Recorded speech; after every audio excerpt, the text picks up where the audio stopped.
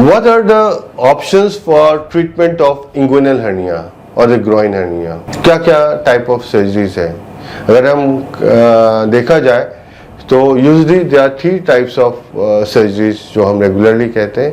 एक तो हो गया ओपन सर्जरी, दूसरा हो गया लेप्रोस्कोपिक सर्जरी. और लेप्रोस्कोपिक सर्जरी में again there are 2 types.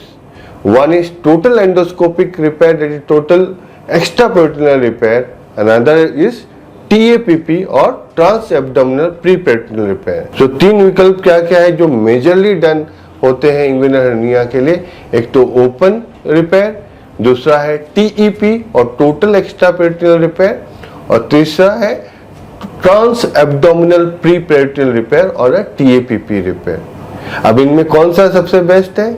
Well, it is very difficult to answer because it cannot be a one answer. It all depends upon the type of hernia, the age of patient, the size of the defect and the expertise of the surgeon as well.